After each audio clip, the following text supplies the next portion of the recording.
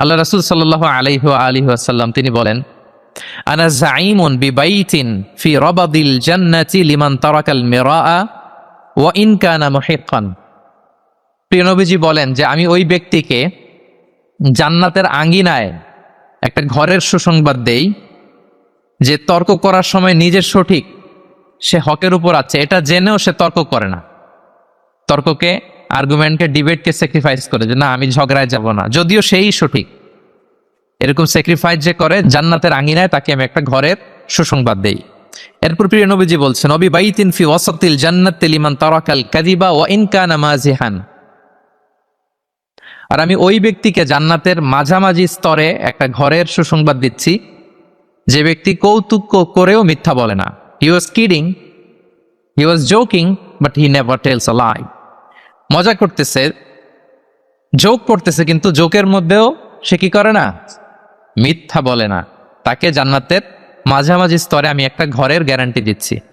এরপর আল্লাহ রাসূল সাল্লাল্লাহু আলাইহি ওয়াসাল্লাম বলতেছেন, ওয়াবি বাইতিন ফি আ'লাল জান্নাতি লিমান হাসানা খুলুকা। আর আমি এট দ্য ভেরি হাই, মানে পিক অফ দ্য প্যারাডাইস, জান্নাতের একেবারে সর্বোচ্চ স্তরে একটা বাসভবনের গ্যারান্টি ওই ব্যক্তিকে দেই যে অন্যের সাথে ভালো আচরণ করে।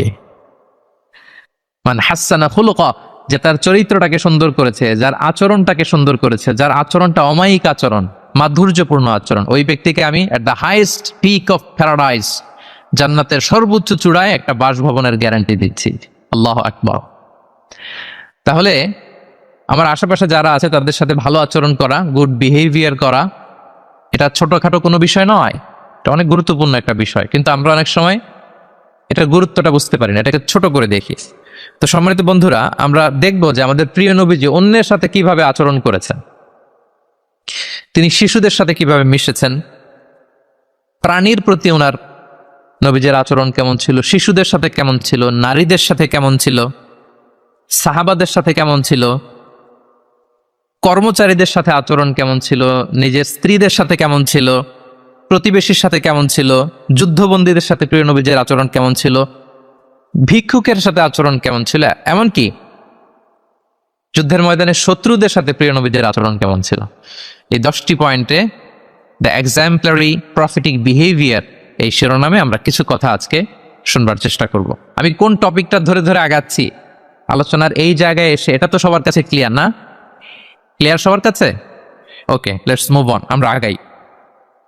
আমরা শুরুতে একটু দেখার চেষ্টা করি যে পশু পাখি প্রাণী, এই প্রাণী জগতের প্রতি প্রিয় নবীজির আচরণ কেমন ছিল। প্রিয় নবী যে প্রাণীদের প্রতি খুব দয়াদ্র ছিলেন, তার বায়োগ্রাফিতে, জীবনীতে এরকম অসংখ্য নজির পাওয়া যায়। কারণ আল্লাহ তাআলা তাকে রাহমাতাল লিল আলামিন, ওমা আরসালনাকা ইল্লা রাহমাতাল লিল আলামিন, I've sent you as a mercy for the entire universe। আল্লাহ বলছেন আমি গোটা বিশ্বের জন্য, সবার জন্য আপনাকে ব্লেসিংস এন্ড মার্সি করে প্রেরণ করেছি। He was a mercy for all, সবার জন্য তিনি রহমত হয়ে এসেছিলেন। মানুষের জন্য যেমনি রহমত, ম্যানকাইন্ড, জিনদের জন্য তিনি রহমত, জিনকাইন্ডের জন্য, ইভেন অ্যানিমালস, প্রাণীকুলের জন্য তিনি রহমত হয়ে পৃথিবীতে এসেছেন। মানুষের প্রতি তিনি যেমনি দয়া দেখিয়েছেন, প্রাণীদের প্রতিও দয়া দেখিয়েছেন। ছোট একটা হাদিস দিয়ে শুরু করি। আমরা রাসূল সাল্লাল্লাহু আলাইহি ওয়াসাল্লামের এই এক্সাম্পলারি প্রফেটিক বিহেভিয়ার, এটা থ্রু দ্য লেন্স অফ সিরা and through the lens of সুন্নাহ, সুন্নাহর পরতে পরতে, রাসূল সাল্লাল্লাহু আলাইহি ওয়াসাল্লামের সিরাতের পরতে পরতে আমরা দেখবার চেষ্টা করব যে তিনি কেমন আচরণ করতেন সবার সাথে। একবার তিনি একটা খেজুর বাগানে প্রবেশ করলেন মদিনাতে। তো প্রবেশ করার পর তিনি দেখতে পেলেন যে দূর থেকে একটা উট কান্না করে করে রাসূল সাল্লাল্লাহু আলাইহি ওয়াসাল্লামের কাছে ছুটে আসছে। একটা উট কান্না করে আসতেছে। রাসূল সাল্লাল্লাহু আলাইহি ওয়াসাল্লামের দেখে অত্যন্ত দয়া হলো, মায়া হলো যে উটটা কেন কান্না করতেছে, এত বেশি কেন কান্না করতেছে।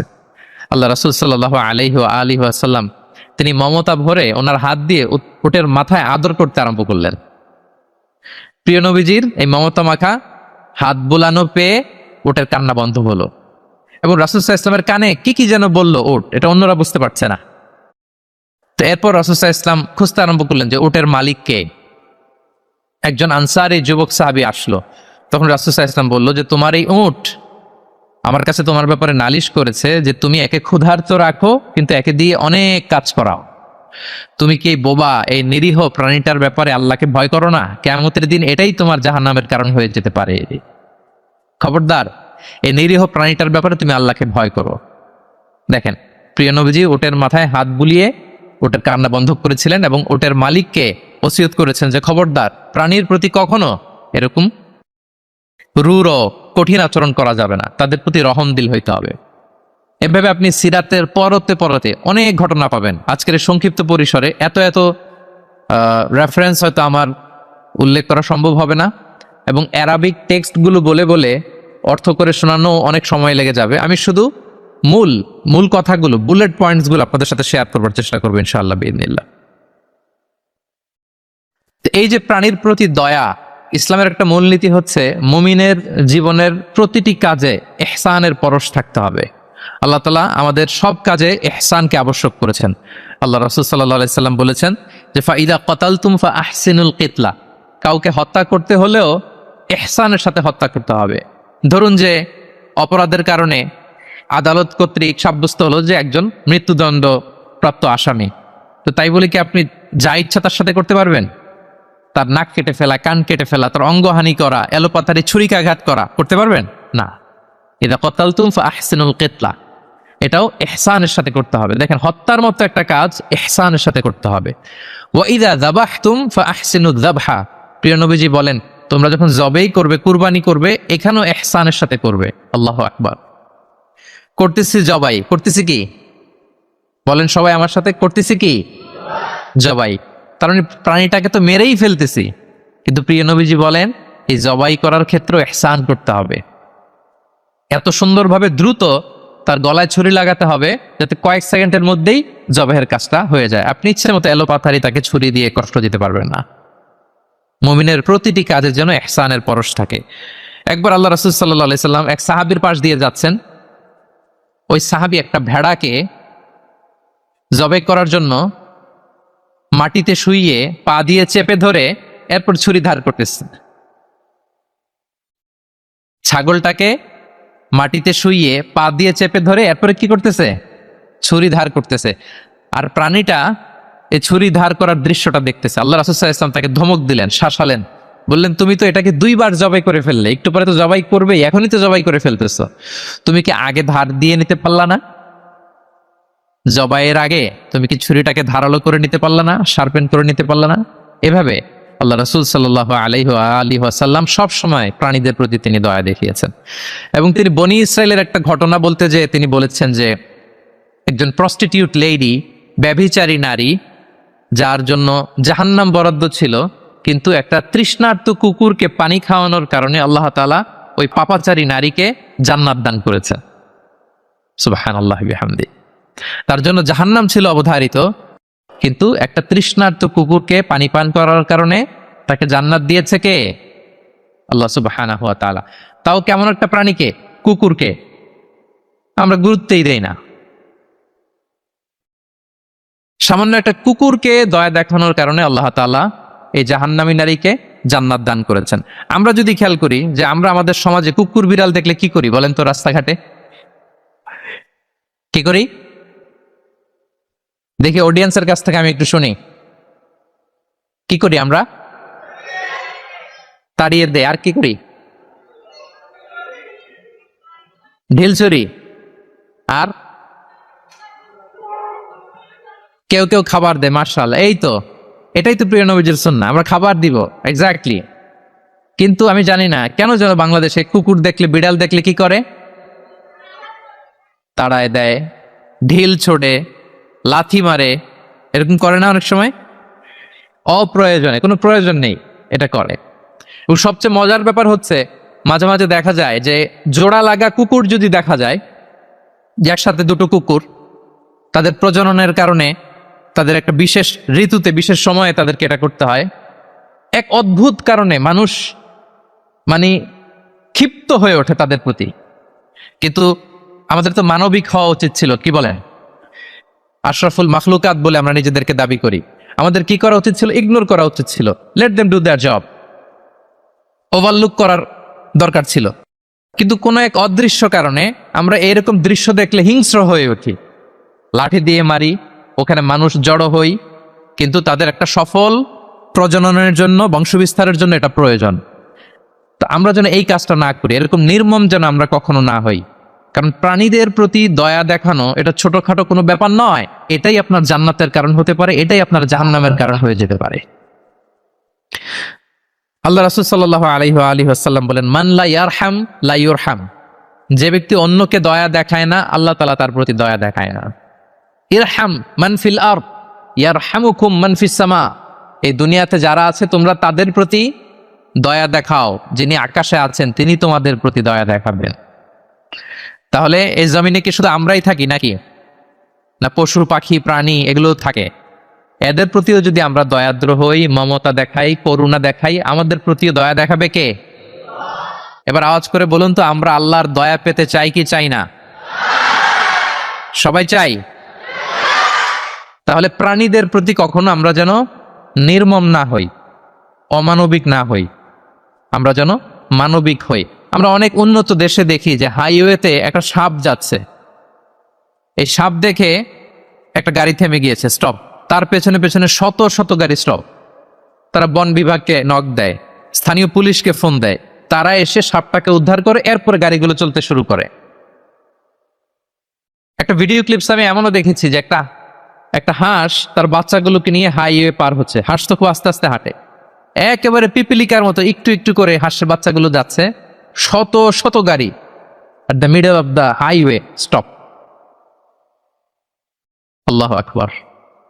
কিন্তু বাংলাদেশে দেখবেন যে রাস্তা দিয়ে সাপ যায় না, কুকুর যায় না, বিড়াল যায়, কোনো কেয়ার নাই, একেবারে ড্যাম কেয়ার।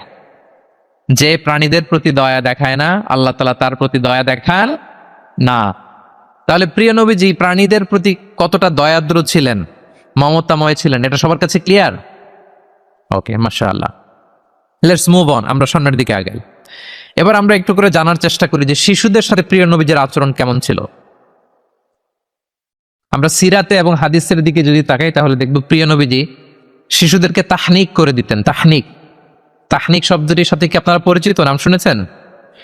তাহনিক হচ্ছে কোন স্কলারের কাছে দোয়ার জন্য নবজাতক শিশুকে নিয়ে যাওয়া, সে স্কলার খেজুর খেয়ে তার মুখের লালা মিশ্রিত খেজুরের রস দোয়া হিসেবে নবজাতক শিশুর মুখে দিয়ে দিবে, এটাকে বলে তাহনিক। এটাকে কি বলে?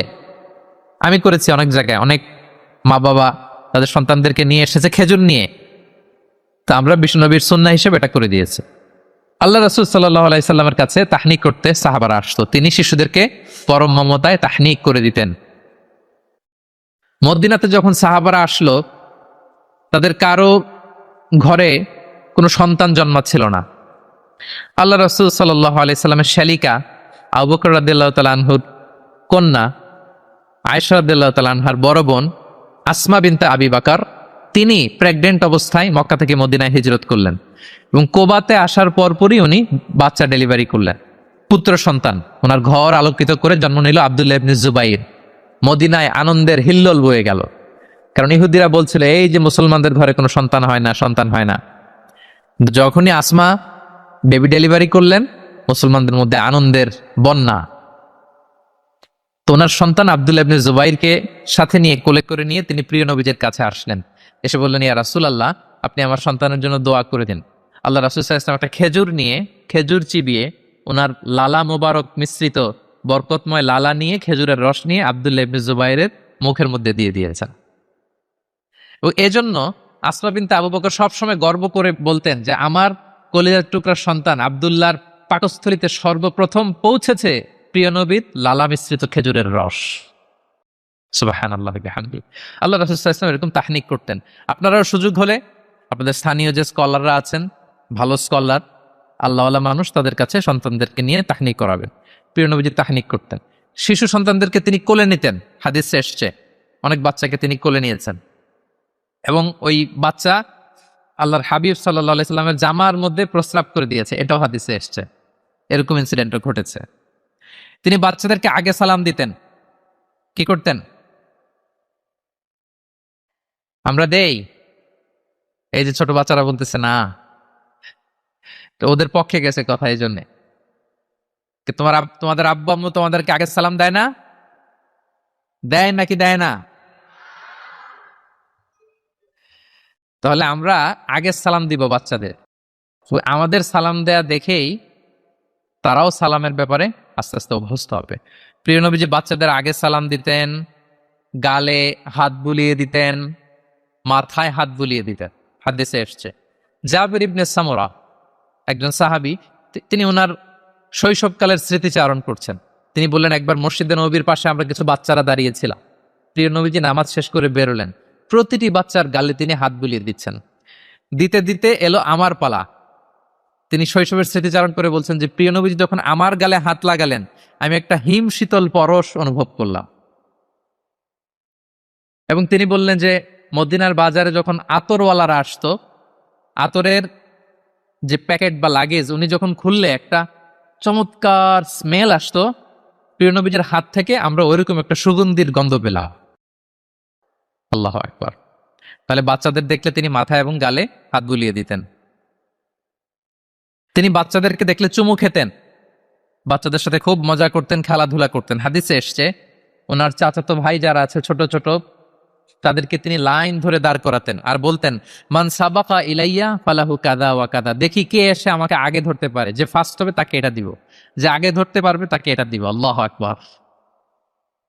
এবং তারাও আনন্দে উৎফুল্ল হয়ে দৌড়াতে দৌড়াতে কেউ প্রিয় নবীজির বুকের উপর এসে ঝাপটে পড়তো, কেউ কাঁধে উঠতো, কেউ পিঠে উঠতো, এভাবে দৌড়ে বিষ্ণু ইসা ইসলামের কাছে তারা আসতেন। এবং মাঝে মাঝে তিনি শিশুদের মধ্যে কোনো ভুলভাল কিছু দেখলে শুধরে দিতেন। ওমর ইবনে আবি সালামা রাদিয়াল্লাহু তাআলা তিনি বলছেন, আমি যখন ছোট ছিলাম একবার প্রিয় নবীজির কোলে বসাচ্ছিলাম, আমাদের সামনে খাবার দেয়া হলো, তো আমি খাবারের এখান থেকে নেই ওখান থেকে নেই, এদিক সেদিক থেকে খাবার নিচ্ছি। আল্লাহ রাসূল সাল্লাল্লাহু আলাইহি ওয়াসাল্লাম আমাকে বললেন, ইয়া গোলাম, হে বৎস, সাম্মিল্লাহ, তুমি বিসমিল্লাহ বলো। তাহলে খাওয়ার শুরুতে আমরা কি বলবো? ওয়াকুল বিয়ামিনিক, এবং ডান হাতে খাও। কোন হাতে? কোন হাতে?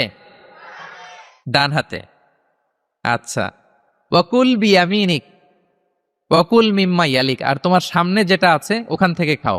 ডানে বায়ে সামনে পিছনে এদিক থেকে ছোটাছুটি করে টানাটানি করো না। তিনি বলেন যে বিশ্বনবী যখন আমাকে এই গাইডলাইন দিলেন, তারপর থেকে আজীবন আমি এই সিস্টেমেই খেয়েছি, আজীবন এই সিস্টেমেই খেয়েছি। তাহলে এটিকেটস অফ হ্যাভিং ফুড, খাবারের যে এটিকেটস, রাসূল সাল্লাল্লাহু আলাইহি ওয়াসাল্লাম বাচ্চাকে শিখিয়ে দিলেন। আরেক হাদিসে এসছে সাদাকার খেজুর স্তূপ করা ছিল মদিনায়, জাকাতের খেজুর। হঠাৎ ওনার নাতি, আল্লাহ রাসূল সাল্লাল্লাহু আলাইহি ওয়াসাল্লামের নাতি হাসান রাদিয়াল্লাহু তাআলা আনহু জাকাতের খেজুর একটা নিয়ে খাওয়া শুরু করলেন। ছোট মানুষ, কোনটা জাকাতের খেজুর আর কোনটা খাওয়া যাবে এটা তো উনি বুঝতেন না। ছোট্ট মানুষ জাকাতের খেজুর খাওয়া শুরু করলেন।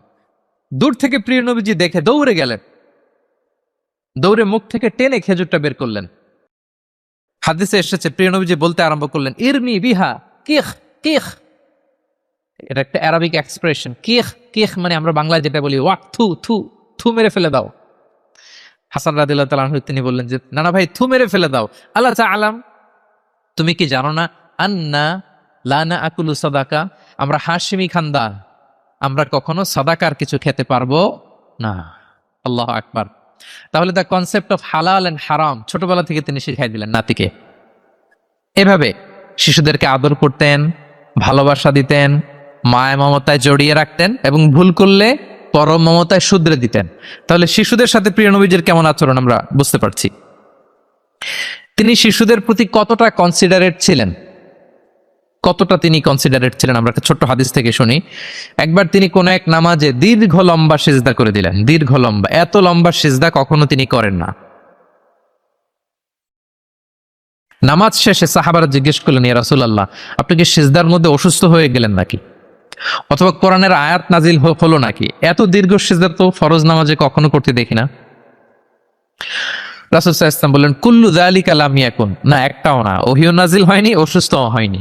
কারণ আমি যখন সেজদায় ছিলাম, আমার নাতি খেলতে খেলতে আমার কাঁধের উপরে চড়ে বসেছে। সেজদা থেকে মাথা উঠাই, তার খেলা তো ইন্টারাপ্ট হয়ে যাবে। এজন্য যতক্ষণ সে মাথার উপরে পিঠের উপরে বসে বসে খেলছিল, আমি সেজদায় লুটিয়ে পড়ে সেজদাটাকে লম্বা করে দিয়েছি। সুবহান, কতটা সূক্ষ্ম বিবেচনা বোধ ছিল প্রিয় নবীজির, এবং শিশুদের প্রতি তিনি কতটা কনসিডারেট ছিলেন। এটা ছিল প্রিয় নবীজির শিশুদের সাথে আচরণ।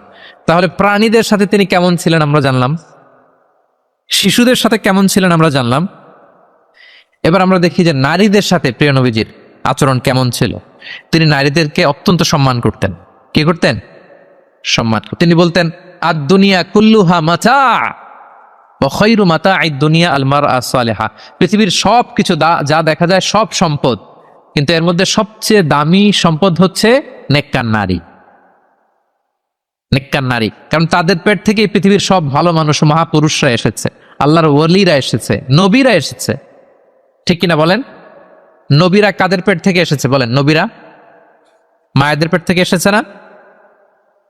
এবং তিনি বলতেন, খায়রুকুম খায়রুকুম লি আহলিহি ওয়া আনা খায়রুকুম লি আহলি। তোমাদের মধ্যে সে সবচেয়ে সেরা যে তার পরিবারের কাছে সেরা, মানে স্ত্রীর কাছে সেরা, আর আমি আমার স্ত্রীর কাছে সেরা। প্রিয় নবীজি বলতেন। আল্লাহু আকবার। একবার একদল নারী এবং শিশুকে বিয়ের অনুষ্ঠান থেকে ফেরার পথে তাদেরকে দেখে প্রিয় নবীজি বললেন, তোমরা আমার কাছে সর্বাধিক প্রিয়।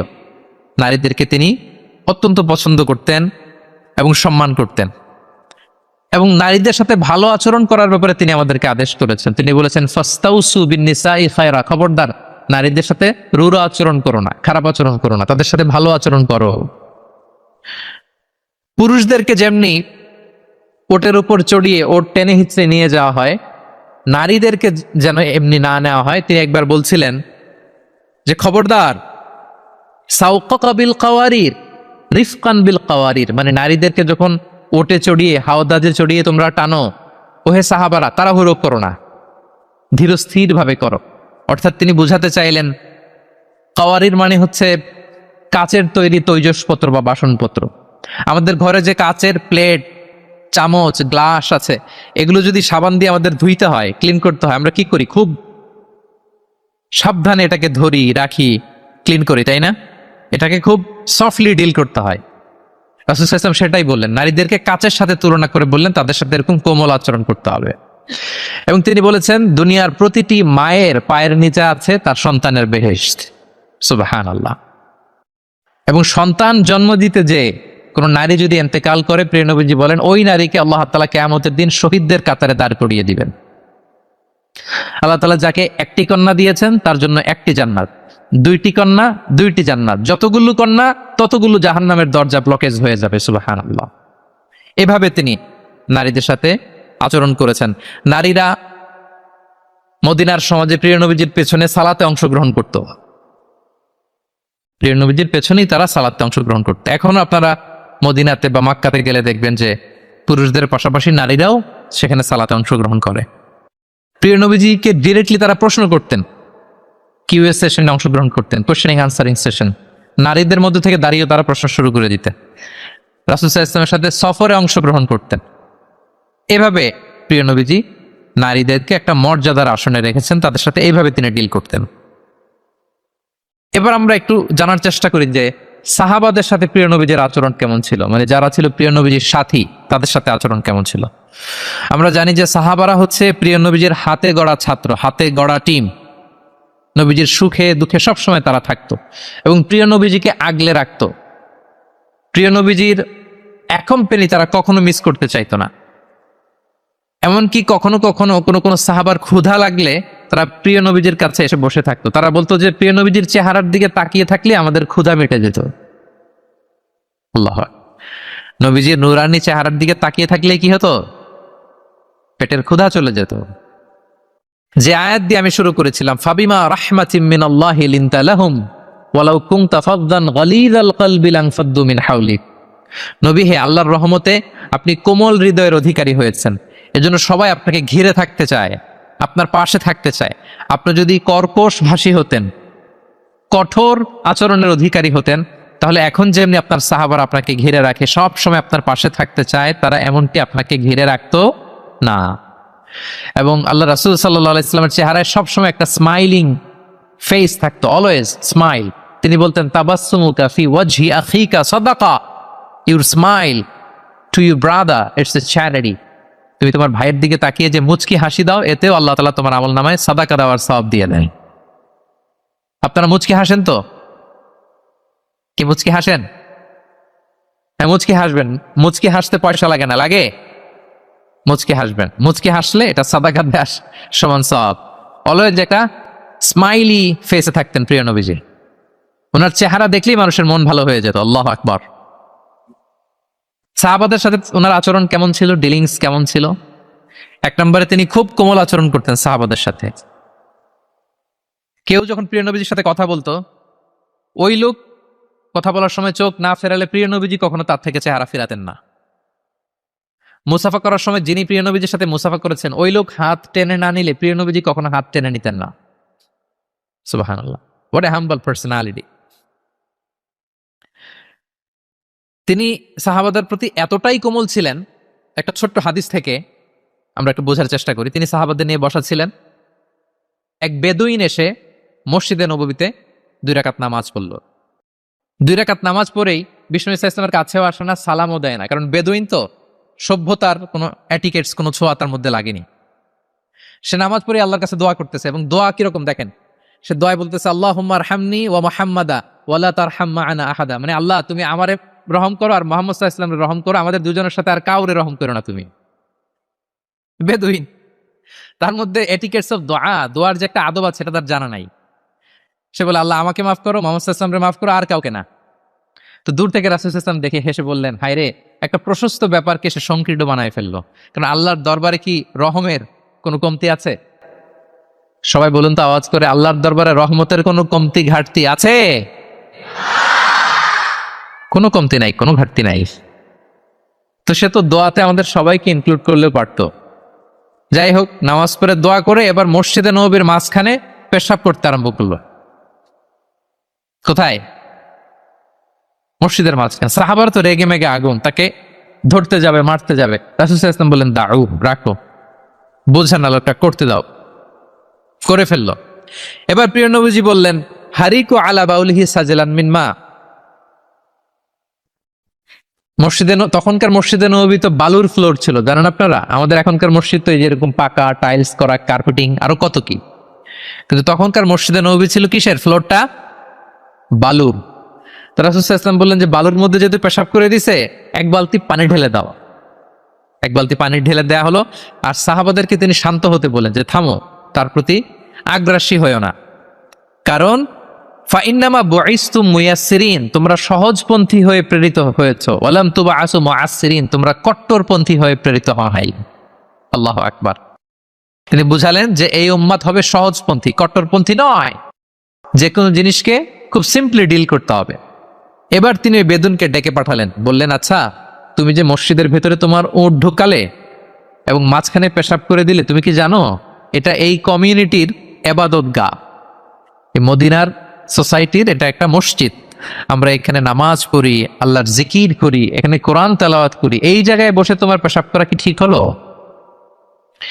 প্রিয় নবীজি যখন ভালোবেসে তাকে কাছে ডেকে বুঝালেন, সে মাথা নিচু করে এবার কাচুমাচু করতে আরম্ভ করলো। সে লজ্জিত হয়ে প্রিয় নবীজির কাছে ক্ষমা চাইবে। সুবহানাল্লাহ বিহামদিহি। তাহলে তিনি সাহাবাদের প্রতি কতটা কোমল আচরণের অধিকারী ছিলেন, এই হাদিস থেকে আমরা বুঝতে পারলাম। তিনি সাহাবাদের জন্য দোয়া করতেন, প্রাণ ভরে দোয়া করতেন। একবার তিনি ওয়াশরুম সেরে, রাসূল সাল্লাল্লাহু আলাইহি ওয়াসাল্লাম তো সব সময় অজু অবস্থায় থাকতেন, শুধু ওয়াশরুম সেরে আবার অজু করা পর্যন্ত যে টাইমটা, এতটুকু ছাড়া। ওয়াশরুম সেরে আসলেন, এসেই দেখেন একটা পাত্রের মধ্যে কে যেন অজুর পানি রেখে দিছি। খুশি হয়ে গেলেন তিনি। তিনি বললেন যে আমার যে এখন অজুর পানি লাগবে, এটা কে বুঝলো, কে রাখলো?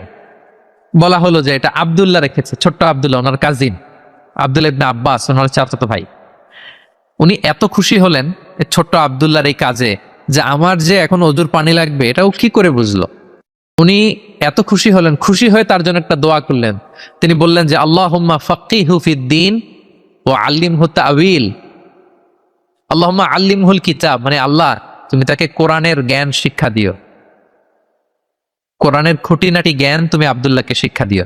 এবং প্রিয় নবীজির দোয়ার বরকতে আব্দুল্লাহ ইবনে আব্বাস রাদিয়াল্লাহু তাআলা আনহু তিনি রাইসুল মুফাসসিরিন, গোটা বিশ্বের সব মুফাসসিরদের সম্রাট হয়ে গিয়েছে। পৃথিবীতে যত মুফাসসির আসবে তার মধ্যে হেড অফ মুফাসসির, চিফ সম্রাট হচ্ছেন আব্দুল্লাহ ইবনে আব্বাস রাদিয়াল্লাহু তাআলা। ওই প্রিয় নবীজির দোয়া। আমি গত সপ্তাহে ওনার মসজিদ ভিজিট করে এসেছি, তায়েফে। উনি শেষ জীবনে তায়েফে থাকতেন, ওখানে ইন্তেকাল করেছেন, ওখানে ওনাকে কবরস্থ করা হয়েছে। বিশাল মসজিদ আছে, মসজিদ আব্দুল্লাহ ইবনে আব্বাস রাদিয়াল্লাহু তাআলা আনহু। এভাবে তিনি দোয়া করতেন। আনাস রাদিয়াল্লাহু তাআলা আনহুর মা মদিনায় যখন প্রিয় নবীজি আসলেন, সবাই প্রিয় নবীজিকে বিভিন্ন গিফট দেয়, কেউ এটা দেয় ওইটা দেয়, বিভিন্ন ধরনের হাদিয়া দেয়।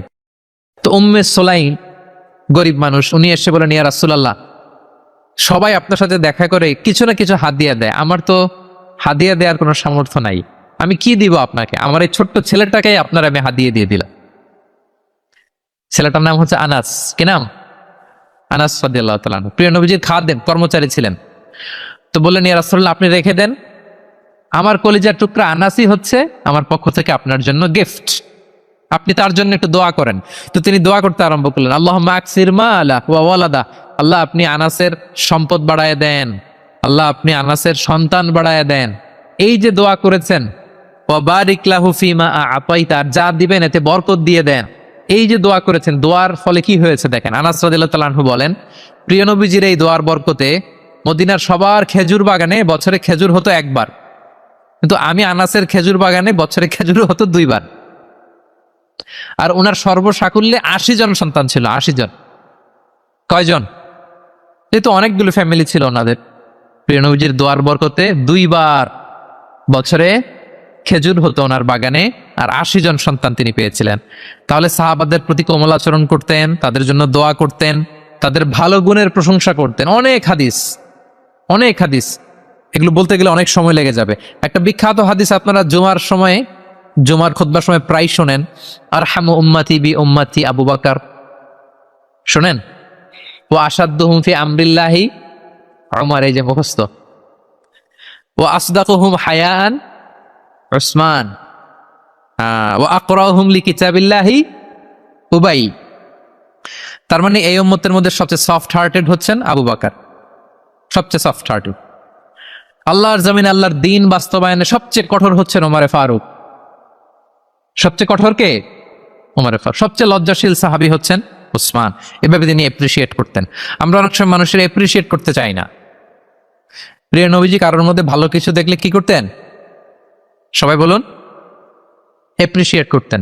আপনার ছেলের মধ্যেও, আপনার মেয়ের মধ্যেও কোনো ভালো গুণ দেখলে আপনি এপ্রিসিয়েট করবেন, দোয়া করবেন, উজ্জীবিত হবে সে, ইন্সপায়ার্ড হবে। আমরা অনেক সময় আমাদের ছেলে মেয়েদেরকে উৎসাহ দেই না, তার মধ্যে যে কি কারিশমা আমরা জানিই না, মনে করি যে এ প্লাস পাইলেই বুঝি সফল। এ প্লাস পায় নাই, পাশের ঘরের কেউ পাইছে, বলে যে যা ওর পা ধোয়া পানি খা, এরকম বলে না বাংলাদেশে?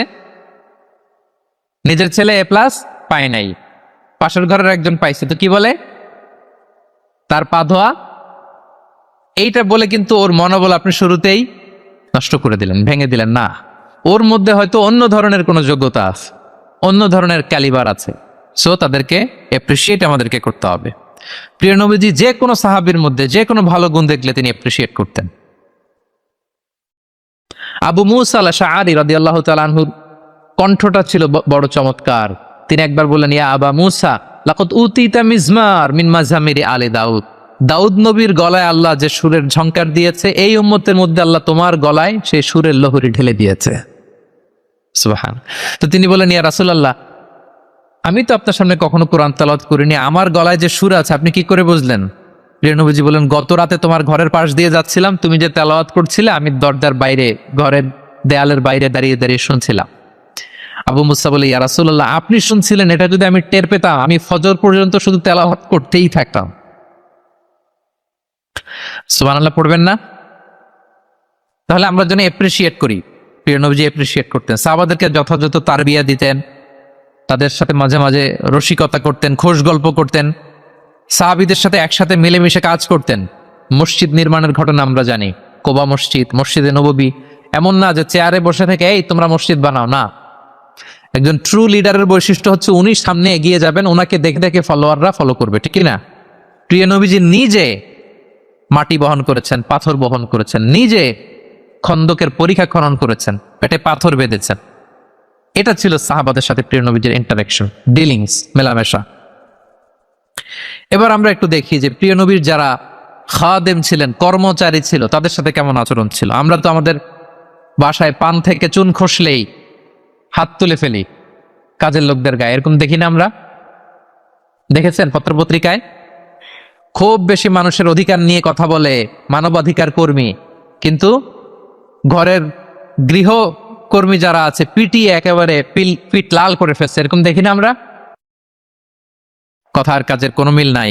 কিন্তু প্রিয় নবীজির বায়োগ্রাফি যদি আমরা স্ক্যান করি তাহলে দেখবো আম্মা জান আয়েশা রাদিয়াল্লাহু তাআলা আনহা বলেন তিনি কখনো তার কোনো কর্মচারীর গায়ে হাত তুলেনি। আরে হাত তোলা তো দূর কি বাত, তিনি কটু কথাও বলেন নাই, ধমকও দেন নাই।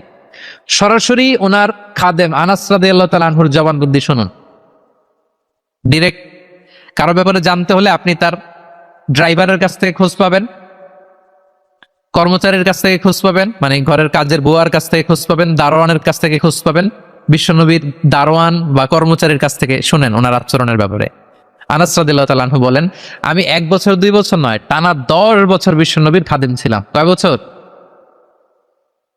10 বছরের এই লং পিরিয়ড অফ টাইমে কখনো তিনি আমার কোনো কাজে বিরক্ত হয়ে এই শব্দটা বলেন নাই। তিনি কখনো বলেন নাই যে আনাস এটা কেন করেছো, কখনো বলেন নাই যে আনাস এটা কেন করো নাই, করছো কেন এটাও বলেন নাই, এটা করো নাই কেন এটাও বলেন নাই। আল্লাহু আকবার। একবার তিনি ওনার একটা জামা আনতে পাঠালেন আনাসকে, যে আনাস আমার এই জামাটা নিয়ে আস। ছোট্ট আনাস আনতে যে মদিনার রাস্তায় দেখে যে বাচ্চারা খেলাধুলা করে, জামা আনার কথা ভুলে যে সেও বাচ্চাদের সাথে খেলা দেখতে আরম্ভ করছে। এখন আল্লাহ রাসূল সাল্লাল্লাহু আলাইহি ওয়াসাল্লাম অনেকক্ষণ বসে আছেন, কি আমার জামা তো সবাই সবাইকে আগে সালাম দেওয়ার একটা কম্পিটিশন আমাদের মধ্যে থাকতে হবে। সালাম মানে হচ্ছে শান্তি, সালাম মানে কি? শান্তি। আপনি যদি ঘরে শান্তি ঢুকাতে চান আগে সালাম দিবেন। আমাদের ঘরটা, আমাদের প্রত্যেকের পরিবার, ঘর, সংসার এটা শান্তিময় হোক, বলুন তো আমরা চাই কি চাই না? তাহলে এই ঘরে আমরা সালাম ঢুকাবো। কি ঢুকাবো? আওয়াজ করে সবাই বলুন, কি ঢুকাবো? ঘরে যেই প্রথমে কি করব আমরা? ঘরে যেই আমরা সালাম দিয়ে ফেলবো, আসসালামু আলাইকুম। দেখবেন যে কোনো ঝগড়া নাই, কোনো অশান্তি নাই। অনেকে বলে যে হুজুর ঘরের ভেতরে শুধু অশান্তি, অনেক অশান্তি, অনেক ঝগড়া। এরকম হয় আপনাদের? আপনাদের হয়? এর কারণ হচ্ছে শান্তির পয়গাম আমরা ঘরে ঢুকাই নাই। শান্তির পয়গাম আমরা ঘরে ঢুকাই নাই। ঘরে ঢুকে আমরা সালাম দিব। প্রিয় নবীজি আগে সালাম দিতেন। আম্মা জান আয়েশা বলেন যে অনেক চেষ্টা করেছি আমি দিব, লুকিয়ে থাকতাম মাঝে মাঝে, কিন্তু অনেক দূরে থেকে বিশ্বনবী বলে ফেলতেন আসসালামু আলাইকুম রাহমাতুল্লাহ। স্ত্রীদেরকে আগে সালাম দিতেন। মসজিদ থেকে নামাজ থেকে বের হয়ে স্ত্রীদেরকে ঘর পর্যন্ত পৌঁছে দিতেন। ঘরের ছোটখাটো কাজে তিনি সহায়তা করতেন। নিজের জামা সেলাই করতেন, মাঝে মাঝে জামা থেকে চুল থেকে উকুন বের করতেন, হাদিসে আছে। ছাগলের দুধ নিজে দহন করতেন, হাদিসে আছে। সাংসারিক কাজে সহযোগিতা করতেন এবং খুবই হৃদ্যতাপূর্ণ সম্পর্ক ছিল স্ত্রীদের সাথে। আম্মা জান আয়েশা রাদিয়াল্লাহু তাআলা আনহা কোনো পেয়ালার যেই জায়গা থেকে দুধ পান করতেন, ঠিক পেয়ালাটা নিয়ে ওই জায়গা থেকেই প্রিয় নবীজি দুধ পান করতেন। আম্মা জান আয়েশা রাদিয়াল্লাহু তাআলা আনহা কোনো গোশত বা হাড্ডি কিছু অংশ খেয়ে রেখে দিলে প্রিয় নবীজি ওইটা নিয়ে ওখান থেকে খাওয়া শুরু করে দিতেন। মাইমুনা রাদিয়াল্লাহু তাআলা আনহা এবং প্রিয় নবীজি ওনার স্ত্রী আমাদের আম্মা জান একই মগ দিয়ে একই বালতি থেকে একসাথে শেয়ার করে গোসল করেছেন, হাদিসে এসেছে। কত মধুর সম্পর্ক ছিল। একবার আয়েশা রাদিয়াল্লাহু তাআলা আনহাকে নিয়ে তিনি একটা সফরে বেরিয়েছেন। মরুভূমির মাঝখানে পুরো কাফেলাকে তিনি ইনস্ট্রাকশন দিলেন, তাকাদ্দামু তাকাদ্দামু, মানে তোমরা এগো, সামনে আগো, সবাই সামনে যাও। পুরো কাফেলা সামনে চলে গেল। এবার মরুভূমির মাঝখানে কেউ নাই, প্রিয় নবীজি আর আয়েশা রাদিয়াল্লাহু তাআলা আনহা। আল্লাহ রাসূল সাল্লাল্লাহু আলাইহি ওয়াসাল্লাম বললেন যে আয়েশা চলো আমরা একটু দৌড় প্রতিযোগিতা করি, দেখি কে কার আগে দৌড়াতে পারে। তো দুজনেই দৌড়ালেন। ওই সময়টাতে আম্মা জান আয়েশা রাদিয়াল্লাহু তাআলা আনহা বয়স কম ছিল, একটু গড়নে পাতলা ছিলেন। উনি দৌড়ে ফার্স্ট হয়ে গেলেন, আগে চলে গেলেন। প্রিয় নবীজি পেছনে পড়ে রইলেন। ঠিক একই ঘটনার অবতারণা ঘটলো আরো কয়েক বছর পরে আরেক সফরে। আবারও প্রিয় নবীজি সবাইকে বললেন তাকাদ্দামু তাকাদ্দামু, মানে পুরো কাফেলা সামনে যাও। কাফেলা আবার সামনে চলে গেল। মাঝ রাতে প্রিয় নবীজি আবার আম্মা জান আয়েশাকে বললেন যে আয়েশা চলো আজকেও আমরা একটু দৌড় প্রতিযোগিতা করি। কিন্তু কয়েক বছরের ব্যবধানে আম্মা জান আয়েশা রাদিয়াল্লাহু তাআলা আনহা তখন একটু হেলদি হয়ে গেছেন, আগের মতো আর জোরসে দৌড়াতে পারছেন না। ওই দিন প্রিয় নবীজি আম্মা জান আয়েশাকে পেছনে ফেলে তিনি সামনে চলে গেলেন। আম্মা জান আয়েশা রাদিয়াল্লাহু তাআলা আনহা পেছনে পড়ে রইলেন। তো প্রিয় নবীজি আয়েশা রাদিয়াল্লাহু তাআলা আনহাকে বলেন, ইয়া আয়েশা হাযিহি বিতিলকা সাবকা, ওই যে বছর কয়েক আগে তুমি আমাকে হারায় দিছিলে, আজকে তোমাকে হারায় দিলাম। 3-4 বছর আগে তুমি হয়ে গেছিলা চ্যাম্পিয়ন, আমাকে হারাই দিছো, আজকে ওটার শোধবাদ করে নিলাম, সমান সমান হয়ে গেল। আল্লাহু আকবার। কি সুমধুর, কি অমায়িক, কি জান্নাতি সম্পর্ক ছিল। তাই বলে স্বামী স্ত্রীর মাঝে যে কোনো খুনসুটি, মিষ্টি ঝগড়া, মনোমালিন্য চলতো না এমনটা না, চলতো। সবার জীবনেই থাকে এটা, প্রিয় নবীজির জীবনেও ছিল। তো তখন আল্লাহ রাসূল সাল্লাল্লাহু আলাইহি ওয়াসাল্লাম বলতেন, আয়েশা ইন্নী লা আ'লাম ইযা কুনতি আন্নী রাদিয়া ওয়া ইযা কুনতি আলাইয়া গাদবা। আয়েশা, আমি কিন্তু টের পাই কখন তুমি আমার প্রতি খুশি আর কখন তুমি আমার উপর রেগে আছো, আমি কিন্তু বুঝে ফেলি। তো আম্মাজান বলেন যে আপনি কি করে বোঝেন? তো রাসূল সাল্লাল্লাহু আলাইহি ওয়াসাল্লাম বললেন, যখন তুমি আমার উপর রেগে থাকো তখন দোয়া করার সময় তুমি বলো রব্বি ইব্রাহিম, মানে হে ইব্রাহিমের রব আপনি আমাদেরকে ক্ষমা করেন, হে মুসার রব আপনি আমাদেরকে ক্ষমা করেন। আর যখন তুমি আমার উপর খুশি থাকো তখন দোয়ার সময় তুমি বলো রব্বি মোহাম্মদ, হে মোহাম্মদের রব আপনি আমাদেরকে ক্ষমা করেন, হে মোহাম্মদের রব আপনি আমাদের উপর দয়া করেন। মানে তুমি যখন রেগে থাকো তুমি ইচ্ছে করে আমার নামটা মুখে নিতে চাও না, আমি কিন্তু বুঝে ফেলি। আম্মা জান আয়েশা বলেন, ইয়া রাসূলুল্লাহ মা আহজুরু ইল্লা ইসমাক, আমি তো শুধু আপনার নামটাই বাদ দেই, মুখ থেকেই বাদ দেই, কিন্তু আমার হৃদয় থেকে তো কখনোই আপনাকে সরাতে পারি না। হৃদয়ে সবসময় আপনি থাকেন ইয়া রাসূলুল্লাহ। তাহলে প্রিয় বন্ধুরা, স্ত্রীদের সাথে, ওনার তো অনেকগুলো স্ত্রী ছিল, স্ত্রীদের সাথে ওনার কেমন আচরণ ছিল আমরা বুঝতে পারলাম।